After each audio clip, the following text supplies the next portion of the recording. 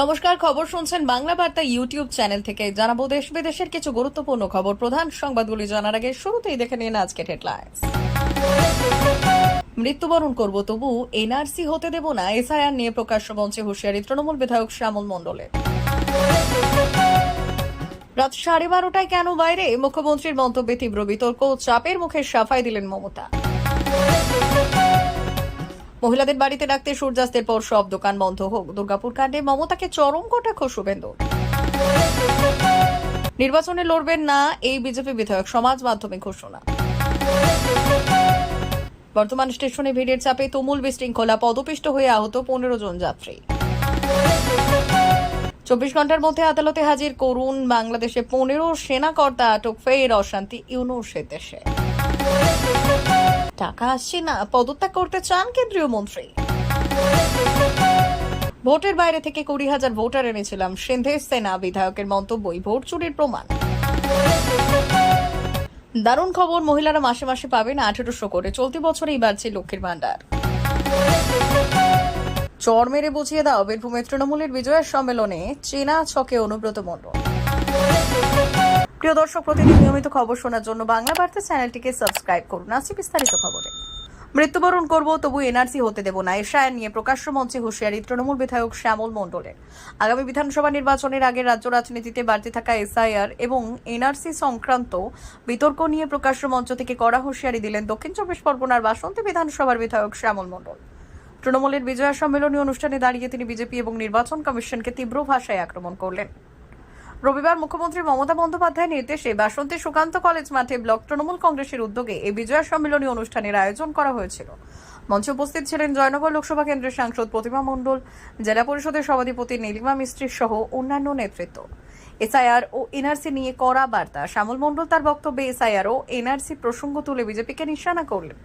দলীয় কর্মীদের উদ্দেশ্যে তিনি বললেন, মৃত্যু যদি বরণ করতে হয় বাংলার মাটিতে, মমতা বন্দ্যোপাধ্যায় অভিষেক বন্দ্যোপাধ্যায়ের হাত ধরে মরব পশ্চিম বাংলায়। রাত 12:30টায় কেন বাইরে, মুখ্যমন্ত্রীর মন্তব্যে তীব্র বিতর্ক, চাপের মুখে সাফাই দিলেন মমতা। দুর্গাপুর গণধর্ষণ কাণ্ড নিয়ে মুখ্যমন্ত্রী মমতা বন্দ্যোপাধ্যায়ের মন্তব্য ঘিরে রাজ্য জুড়ে নতুন করে বিতর্কে ঝড় উঠেছে। রবিবার উত্তরবঙ্গ সফরের আগে দমদম বিমানবন্দরে সাংবাদিকদের মুখোমুখি হয়ে মুখ্যমন্ত্রী বললেন, কিভাবে এই প্রাইভেট কলেজের ছাত্রী রাত 12:30টায় ক্যাম্পাসে বাইরে বেরোলেন। মেয়েদের রাতে বাইরে বেরোতে দেওয়া উচিত নয়। মুখ্যমন্ত্রীর এই মন্তব্যের পরই বিরোধী শিবির তীব্র নিন্দা এবং সমালোচনা শুরু করে। ঠিক কি বলেছিলেন মুখ্যমন্ত্রী? সাংবাদিকদের প্রশ্নের উত্তরে মমতা বন্দ্যোপাধ্যায় জানালেন, ওটি একটি প্রাইভেট কলেজ, মেয়েটির নিরাপত্তার দায়িত্ব তো সেই প্রাইভেট কলেজেরই। রাত 12:30টা নাগাদ কিভাবে মেয়েটি ক্যাম্পাসের বাইরে গেল? জঙ্গল এলাকায় ঘটনাটি ঘটেছে বলে শুনেছি, কি হয়েছে জানি না। তিনি আরো বললেন, বেসরকারি কলেজগুলির উচিত নিরাপত্তা আরো জোরদার করা, বিশেষ করে যাত্রীদের নিরাপত্তা আরো জোরদার করা উচিত। রাতে তাদের বাইরে বেরোতে দেওয়া উচিত নয়।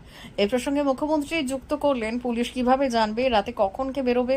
বিভিন্ন রাজ্যের ছেলে মেয়েদের অনুরোধ করব রাতে যেন তারা না বেরোয়। বেসরকারি মেডিকেল কলেজেরও একটা দায়িত্ব আছে। কেউ যদি রাত 12:30টায় কোথাও যায়, পুলিশ তো আর তাদের বাড়িতে বাড়িতে গিয়ে বসে থাকবে না। এই মন্তব্যের পর থেকেই রাজ্য জুড়ে তৈরি হয় তীব্র বিতর্ক। মহিলাদের বাড়িতে রাখতে সূর্যাস্তের পর সব দোকান বন্ধ হোক, দুর্গাপুর কাণ্ডে মমতাকে চরম কটাক্ষ শুভেন্দু। দুর্গাপুরের বেসরকারি মেডিকেল পড়ুয়ার গণধর্ষণ কাণ্ডে মুখ্যমন্ত্রী মমতা বন্দ্যোপাধ্যায়ের মন্তব্য ঘিরে তৈরি হওয়া বিতর্কের আগুনে এবার ঘি ঢাললেন বিরোধী দলনেতা শুভেন্দু অধিকারী।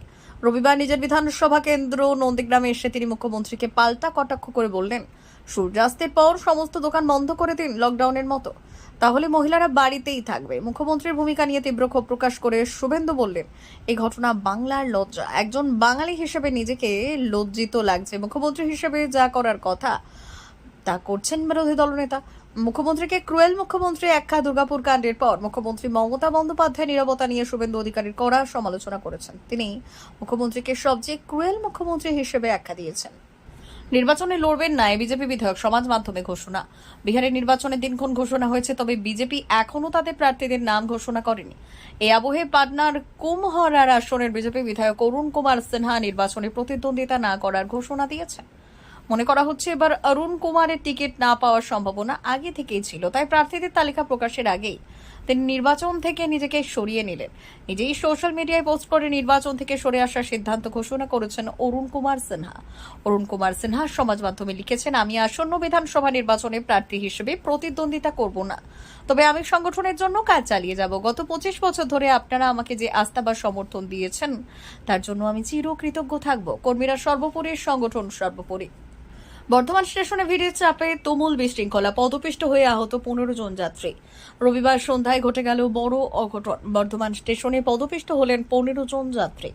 যাত্রীদের অভিযোগ, রবিবার সন্ধ্যায় 4 থেকে 5 এবং 6 নম্বর প্ল্যাটফর্মে একই সঙ্গে ট্রেনের ঘোষণা হয় এবং ট্রেন এসে পৌঁছয়। 3টি ট্রেনে যাত্রীরা ওভারব্রিজ দিয়ে নির্দিষ্ট প্ল্যাটফর্ম যেতে গেলে শুরু হয় তুমুল হুড়োহুড়ি। ভিড়ের মধ্যে ধাক্কাধাক্কিতে পড়ে গেলে বর্ধমান স্টেশনে পদপিষ্ট হয়ে আহত হন একাধিক যাত্রী। রবিবার ছুটির সন্ধ্যায় বড়সড় দুর্ঘটনা ঘটে। একই ব্রিজ থেকে ওঠা এবং নামার ব্যাপক ভিড় হয়ে যায় 4 নম্বর ব্রিজের ওপর।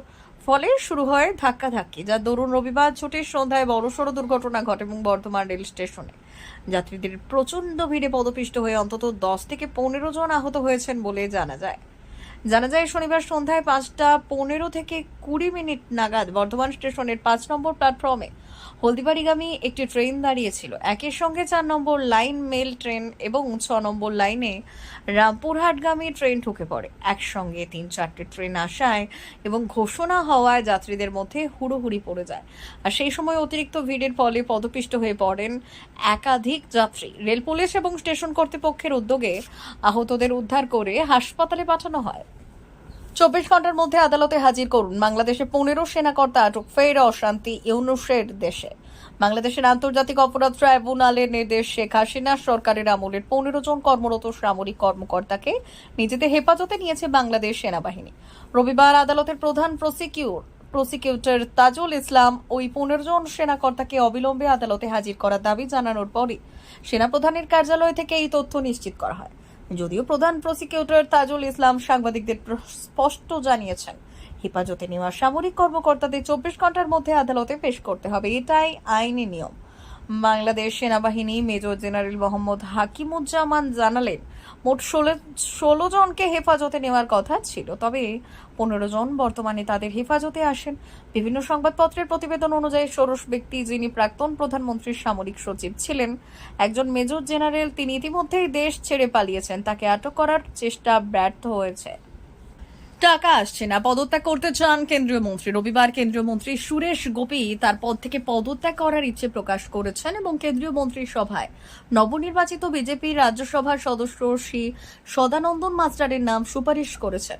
সদানন্দের উপস্থিতিতে এখানে এক অনুষ্ঠানে দলীয় কর্মীদের উদ্দেশ্যে গোপী বললেন, রাজ্যসভার সদস্য হিসেবে সদানন্দে নির্বাচিত হওয়া উত্তর কান্নড় জেলার রাজনীতিতে একটি উল্লেখযোগ্য পরিবর্তন। গোপী বললেন, আমি এখানে আন্তরিকতার সাথে বলছি যে সদানন্দন মাস্টারকে আমার জায়গায় মন্ত্রী করা উচিত। আমি বিশ্বাস করি এটি কেরালার রাজনৈতিক ইতিহাসে একটি নতুন অধ্যায়ের সূচনা করবে।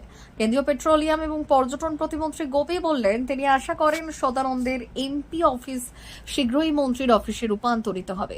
অভিনেতা গোপী বললেন যে তিনি রাজ্যের সবচেয়ে কম বয়সী বিজেপির সদস্যদের একজন এবং 2016 সালের অক্টোবরে তিনি দলে যোগ দেন। তিনি বললেন, লোকসভা নির্বাচনে জয়ের পর দল তাকে কেন্দ্রীয় মন্ত্রী করে। তার চলচ্চিত্র কেরিয়ার ছেড়ে মন্ত্রী হতে চাননি। সুরেশ গোপী বললেন, আমি কখনোই আমার চলচ্চিত্র কেরিয়ার ছেড়ে মন্ত্রী হতে চাইনি।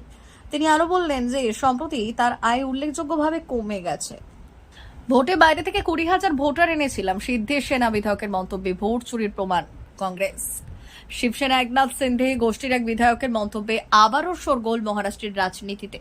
ইতিমধ্যে সোশ্যাল মিডিয়াতে ভাইরাল পাইথন কেন্দ্রের শিবসেনা বিধায়ক বিলাস ভুমরের বক্তব্য, যেখানে তিনি বলেছেন বিধানসভা নির্বাচনের সময় তিনি বাইরে থেকে 20,000 ভোটের ব্যবস্থা করেছিলেন। মহারাষ্ট্রের 2024 বিধানসভা নির্বাচনে পাইথন কেন্দ্র থেকে শিবসেনা বিধায়ক জয়ী হন 29,192 ভোটে। শিবসেনা বিধায়কের মন্তব্যের পরই মহারাষ্ট্রের বিরোধী রাজনৈতিক মহল জানিয়েছেন, বিলাস ভুমরের মন্তব্যই প্রমাণ করে কংগ্রেসের তোলা ভোট চুরির অভিযোগ সঠিক ছিল। মুম্বাই কংগ্রেসের সভাপতি এবং মুম্বাই উত্তর মধ্য কেন্দ্রের কংগ্রেস সাংসদ বর্ষা গায়কোয়াড় জানালেন, কংগ্রেসের পক্ষ থেকে বিজেপি এবং নির্বাচন কমিশনের বিরুদ্ধে ভোট চুরির যে অভিযোগ আনা হয়েছিল তা সঠিক। গত শুক্রবার ছত্রপতি সম্ভাজিনগরের শিবসেনা সিন্ধে গোষ্ঠীর এক দলীয় কর্মসূচিতে ভুমরে বললেন, বিধানসভা নির্বাচনের সময় আমি বাইরে থেকে প্রায় 20,000 ভোটারের ব্যবস্থা করেছিলাম। এই ভোটারদের জন্য আমার 100% লাভ হয়েছে। দলীয় বিধায়কের এই মন্তব্যে দৃশ্যত অস্বস্তিতে পড়েছেন অনুষ্ঠানে উপস্থিত শিবসেনা নেতা এবং রাজ্যের উপমুখ্যমন্ত্রী একনাথ শিন্দে এবং ভুমরের বক্তব্যের মাঝেই তিনি তাকে থামিয়ে দিলেন এবং পুরো বিষয়টি স্পষ্ট করে বললেন। দারুণ খবর, মহিলারা মাসে মাসে পাবেন 1800 টাকা করে। চলতি বছরেই বাড়তে চলেছে লক্ষ্মীর ভান্ডারের টাকা। মমতা সরকারের চালু করা লক্ষ্মীর ভান্ডার প্রকল্পের ভাতা বৃদ্ধির খবর শোনা যাচ্ছে। বিভিন্ন মহলে দাবি অনুযায়ী সাধারণ এবং তপশিলি জাতির মহিলাদের মাসিক ভাতা বেড়ে যথাক্রমে 1500 এবং 1800 টাকা হতে পারে। যদিও এই বিষয়ে এখনো পর্যন্ত সরকারের থেকে কোনো ঘোষণা মেলেনি। মমতার সরকার ক্ষমতায় আসার পর থেকে এই রাজ্যে একের পর এক ভাতা চালু করেছে। রাজ্যবাসীদের দিয়ে থাকেন আর্থিক সাহায্য। এছাড়া এর দ্বারা প্রতি মাসে উপকৃত হন সকল স্তরের মানুষ। এই রাজ্যে বৃদ্ধ থেকে পড়ুয়া সকলের জন্য চালু আছে বিভিন্ন ভাতা। এবার এই ভাতা নিয়ে এলো বড় সড় সুখবর। মমতা সরকার ক্ষমতায় আসার পর থেকে রাজ্যের মহিলাদের জন্য বিস্তর সুবিধা নিয়ে এসেছে, চালু করেছেন ভাতা। বর্তমানে রাজ্যের মহিলারা পেয়ে থাকেন লক্ষ্মীর ভান্ডার ভাতা, যা 26 থেকে 60 বছর বয়সী মহিলাদের জন্য চালু করা হচ্ছে। চর মেরে বুঝিয়ে দাও, বীরভূমের তৃণমূলের বিজয়া সম্মেলনে চেনা ছকে অনুব্রত মণ্ডল। বীরভূম তৃণমূল কংগ্রেসের বিজয় সম্মেলনে সেই চেনা ভঙ্গিতে পাওয়া গেল জেলার বিতর্কিত নেতা অনুব্রত মণ্ডলকে। বিজয় সম্মেলনীতে 2026 সালের ভোট নিয়েই দলের নেতা এবং কর্মীদের প্রস্তুত থাকার নির্দেশ দিলেন মমতা বন্দ্যোপাধ্যায়ের স্নেহধন্য কেষ্টা। বীরভূমের তৃণমূল কংগ্রেসের বিজয় সম্মেলনে সেই চেনা ভঙ্গিতে পাওয়া গেল জেলার বিতর্কিত নেতা অনুব্রত মণ্ডলকে। বিজয় সম্মেলনে 2026 সালের ভোট নিয়ে দলের নেতা এবং কর্মীদের প্রস্তুত থাকার নির্দেশ দিলেন মমতা বন্দ্যোপাধ্যায়ের স্নেহধন্য কেষ্টা। তিনি দলের নেতা এবং কর্মীদের 2026 সালের নির্বাচন কি করে লড়তে হবে তারই পরামর্শ দিয়েছেন। জিততে হবেই। বিজয় সম্মেলনে উপস্থিত তৃণমূল কংগ্রেসের নেতা কর্মীদের এমনই হুঁশিয়ারি দিলেন অনুব্রত মণ্ডল। তিনি বলেছেন, চর মেরে বুঝিয়ে দাও, 60,000 ভোটে লিড দিতে হবে। বীরভূমের ইলাম বাজারের সভায় এমনটাই বললেন অনুব্রত মণ্ডল। বীরভূমের জনসভায় বক্তব্য রাখতে গিয়ে অনুব্রত মণ্ডল বললেন, এনআরসির মাধ্যমে ভোটার তালিকা থেকে অনেক নাম বাদ দেওয়া হয়েছে, তাই সংগঠনকে আরো শক্ত করতে হবে। তিনি দলীয় কর্মীদের মারামারি না করতে পরামর্শ দেন। তিনি বললেন, আমরা মারামারি করব না, গায়ে হাত দেব না, জবাব দেব ভোটে লিড দিয়ে। প্রিয় দর্শক, এখনকার মতো খবর এই পর্যন্তই। ধন্যবাদ।